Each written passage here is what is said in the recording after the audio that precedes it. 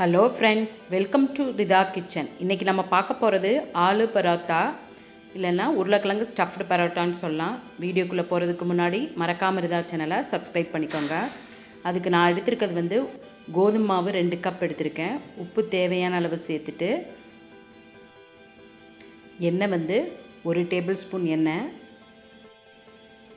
விட்டு இது நல்லா மிக்ஸ் பண்ணிவிட்டு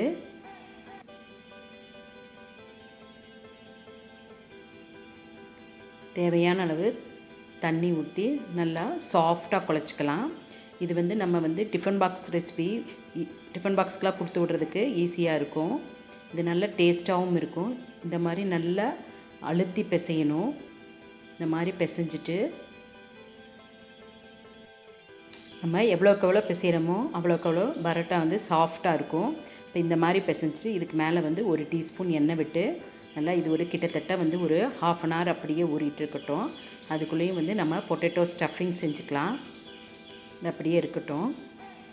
இப்போ நான் அதுக்கு ஒரு 300 கிராம் பொட்டேட்டோ எடுத்து நல்லா வேக வச்சு நல்லா ஸ்மாஷ் பண்ணி வச்சுருக்கேன். நல்லா ஸ்மாஷ் பண்ணிடணும். அப்போ தான் நம்ம சப்பாத்தி கூட வச்சு பரட்டும் போது நமக்கு ஈஸியாக இருக்கும். மஞ்சள் தூள் 1/4 டீஸ்பூன், மிளகாய் தூள் ஒரு ½ டீஸ்பூன், காரத்துக்கு தகுந்த மாதிரி அட்ஜஸ்ட் பண்ணிக்கோங்க. அப்புறம் கரம் மசாலா ஒரு ½ டீஸ்பூன், சாட் மசாலா ஒரு ½ டீஸ்பூன். சாட் மசாலா சேர்த்தும் போது நல்ல புளிப்பு டேஸ்ட் இருக்கும். சாட் மசாலா இல்லைன்னா லெமன் புளிஞ்சிக்கலாம். உப்பு தேவையான அளவு இதெல்லாம் சேர்த்துட்டு நம்ம நல்லா மிக்ஸ் பண்ணிக்கணும். நல்லா மசாலா நல்லா மிக்ஸ் பண்ணி உருளைக்கிழங்கு இருந்தாலும் நம்ம நல்லா ஸ்மாஷ் பண்ணி விட்டுக்கலாம். அப்போ தான் நம்ம சப்பாத்தி கூட வச்சு பரத்தும் போது நல்லா ஈஸியாக இருக்கும். இது நல்லா மிக்ஸ் பண்ணிவிட்டு நம்ம இந்த பொட்டேட்டோவை தாளிச்சிக்கலாம். அதுக்கு ஒரு பேன் வச்சு 2 டீஸ்பூன் ஆயில் விட்டு நம்ம பெரிய வெங்காயம் போட்டு தாளிக்க போகிறோம். பெரிய வெங்காயம் எவ்வளோக்குள்ள சின்னதாக சாப் பண்ண முடியுமோ அவ்வளோ சின்னதாக சாப் பண்ணால் தான் நம்ம அந்த உருளைக்கிழங்கு கூட நல்லா மிக்ஸ் ஆகும். இந்த மாதிரி சாப் பண்ணணும். பாருங்கள், நல்லா பொடிசாக சாப் பண்ணணும். அப்போ தான் உருளைக்கிழங்கு கூட மிக்ஸ் ஆகி நம்ம பரோட்டா பரத்தும் போது நமக்கு மேலே வராமல் இருக்கும். நல்லா சின்னதாக சாப் பண்ணிக்கணும். இது நல்லா ஒரு 2 மினிட்ஸ் வணங்கினா போதும். இது கூட சாப்பிடு பச்சை மிளகாய் சேர்த்துக்கலாம். ஒரு 2 எடுத்து சின்ன சின்னதாக சாப் பண்ணி நம்ம இதில் சேர்த்துக்கலாம். இது சேர்த்து நல்லா வணக்கிட்டு, ரொம்ப வணங்கணும்னு இல்லை, சும்மா ஒரு 2 மினிட்ஸ் வணங்கினா போதும். இப்போ நம்ம ஸ்மாஷ் பண்ணி வச்சுருக்க பொட்டேட்டோவை சேர்த்து இது கூட நல்லா மிக்ஸ் ஆகணும். வெங்காயம் பொட்டேட்டோலாம் நல்லா மிக்ஸ் ஆகணும்.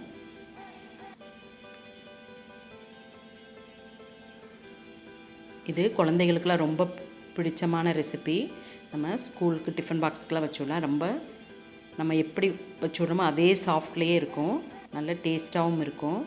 இது நல்லா வெங்காயம் பொட்டேட்டோ நல்லா மிக்ஸ் ஆகிற மாதிரி நம்ம நல்லா மிக்ஸ் பண்ணிக்கணும். நல்லா ஸ்மாஷ் பண்ணி எல்லாம் ஒன்று சேர்கிற மாதிரி நல்லா ஸ்மாஷ் பண்ணி விட்டுக்கணும்.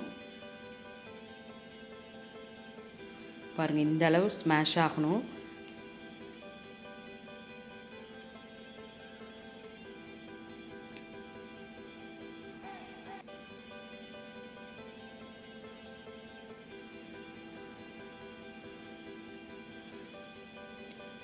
நல்லா இந்த அளவு ஸ்மாஷ் பண்ணிவிட்டு நம்ம கடைசியில் சின்ன சின்னதாக சாப் பண்ண கொத்தமல்லி தழையை தூவி லைட்டாக ஒரு மிக்ஸ் பண்ணி இது நல்லா ஆறணும்.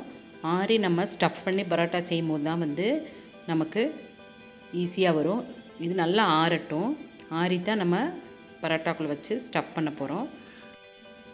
இப்போ ½ அன் ஹவர் ஆயிடுச்சு. இப்போ நம்ம பரோட்டா பரத்திக்கலாம். மறுபடியும் மாவை நல்லா ஒரு அழுத்தி ஒரு பிசைஞ்சுக்கணும். பாருங்கள், மாவு எவ்வளோ சாஃப்டாக இருக்குன்னு பாருங்கள். நல்லா அழுத்தி பிசைஞ்சிட்டு இப்போ நம்ம சப்பாத்தியை விட கொஞ்சம் பெரிய உருண்டையை எடுத்து நல்லா இந்த மாதிரி உருட்டிக்கிறணும். உருட்டிட்டு நம்ம பரத்திக்கலாம். கொஞ்சம் மீடியம் சைஸ் பரத்திக்கலாம். பாருங்கள், உருளைக்கிழங்கு ஸ்டஃபிங்கும் நல்லா ஆறிடுச்சு. நம்ம இந்த மாதிரி எடுத்து வச்சாச்சு. பரத்துறதுக்கு மாவு எடுத்து வச்சாச்சு. இப்போ கொஞ்சமாக மாவு போட்டு இதை வந்து லைட்டாக ஒரு சின்ன சப்பாத்தி அளவு பரத்திக்கலாம்.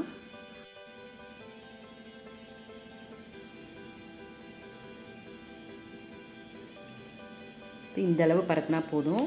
நல்ல ஒரு பெரிய எலுமிச்சம்பழ அளவு இந்த மாதிரி ஸ்டஃபிங் எடுத்து நல்லா உருட்டிட்டு அதுக்குள்ளே வச்சு இதை நல்லா வந்து மடிக்கணும். இந்த மாதிரி நல்லா மடித்து இது நல்லா வந்து இந்த மாதிரி உருட்டி அதில் எக்ஸ்ட்ரா உள்ள மாவை எடுத்துக்கணும். எடுத்துகிட்டு இதை மறுபடியும் கையில் நல்லா உருட்டிட்டு மாவு கொஞ்சம் போட்டு இந்த மாதிரி கையிலே லைட்டாக அமுத்தி விட்டுட்டு எல்லா பக்கமும் இந்த உருளைக்கிழங்கு போகிற மாதிரி அமுத்தி விட்டுட்டு லைட்டாக மாவு போட்டு பரத்திக்கலாம். நம்ம உருளைக்கிழங்கு நல்லா மேஷ் பண்ணனால நமக்கு பரத்துறதுக்கு வந்து நல்ல ஈஸியாக வரும். இதே உருளைக்கிழங்கு சின்ன சின்ன பீஸாக இருந்துச்சுன்னா அது அப்படியே மாவு விட்டு வெளியே வந்துடும். இப்போ இந்த மாதிரி நல்லா நைஸாக பரத்திக்கணும். பாருங்கள், இந்த மாதிரி உருளைக்கிழங்கு தெரிஞ்சாலும் நமக்கு வெளியே உருளைக்கிழங்கு வராது. இப்போ தோசைக்கல் நல்லா காஞ்சோன்னே அதில் போட்டுக்கலாம். போட்டுட்டு இது வந்து நம்ம பொறுமையாக தான் செய்யணும். இது ஒரு பபிள்ஸ் வரும்போது நம்ம அப்படியே திருப்பி போட்டுக்கலாம்.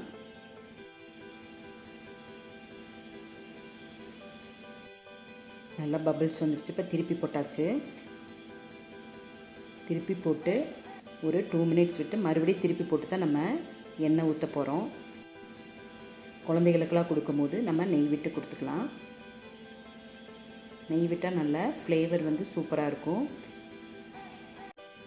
எண்ணெய் விட்டோன்னே பாருங்கள் நல்லா ஃப்ளஃபியாக வருது பாருங்கள். நல்லா திருப்பி திருப்பி போட்டு நல்லா வேக வச்சுக்கணும்.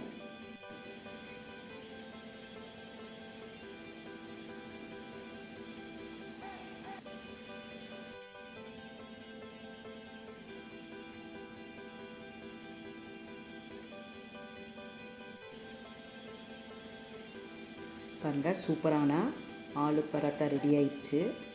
இது குழந்தைகளுக்கெல்லாம் ரொம்ப பிடிச்சமான tiffin box recipe. Okay friends, உங்களுக்கு இந்த வீடியோ பிடிச்சிருந்துச்சுன்னா மறக்காமல் ரிதா சேனலை சப்ஸ்கிரைப் பண்ணிக்கோங்க. அடுத்த வீடியோவில் சந்திக்கலாம். பாய்.